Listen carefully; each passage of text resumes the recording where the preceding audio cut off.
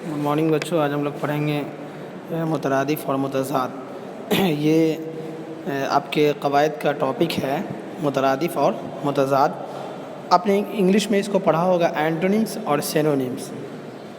Antonyms को उर्दू में मुतज़ाद कहते हैं और सिनोनिम्स को उर्दू में मुतरादिफ कहते हैं। तो आइए हम लोग इसको समझते हैं कि मुतरादिफ किसे कहते हैं।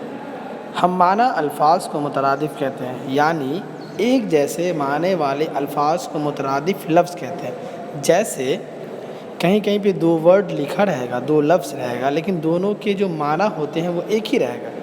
जैसे गौर व फिक्र, ऐश व इशरत, मुसीबत व परेशानी। तो आप तकलीफ़ की जगह पे मुसीबत का भी इस्तेमाल करते हैं, परेशानी का भी इस्तेमाल करते हैं। अक्लमंदी और दानिशमंदी, या अक्लमंद या दानिश्वर, ये दोनों इस्तेमाल होते हैं।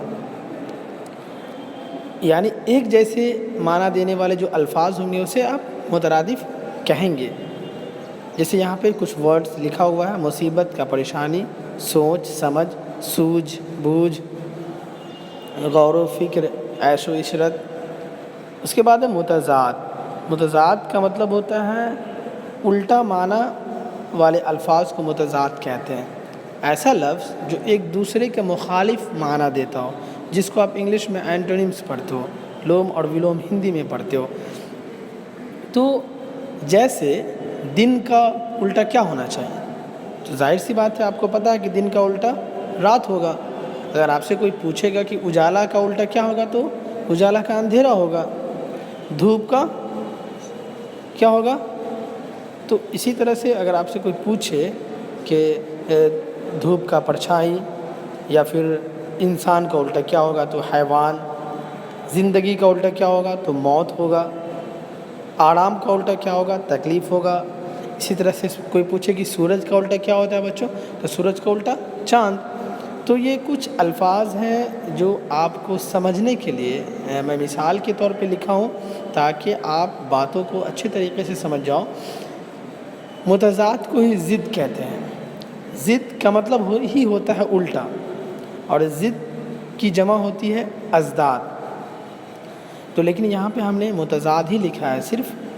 जैसे और भी बहुत सारे वर्ड्स हो सकते हैं। जैसे आलिम का जाहिल, आलिम कहते हैं पढ़े लिखे लोग को, और जाहिल कहते हैं इलिटरेट को, यानी जो पढ़ा लिखा ना अनपढ़ हो। इसी तरह से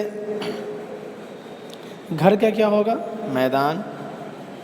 तो आप अपने चैप्टर से इस तरह के जो अल्फाज आते होंगे उसको अपने कॉपी पे नोट करना, और आज का जो लेसन है उसे अपने कॉपी पे नोट कर लो, उसे याद करो। क्योंकि जब एग्ज़ाम्स होंगे नेक्स्ट में कभी भी अगर हाफ ईयरली के, तो ये सब जो टॉपिक्स है ग्रामर के, इन्हीं सारे टॉपिक्स से सवालात भी पूछे जाएंगे। तो उस लिहाज से भी काफ़ी अहम है इसको जानना आपके लिए।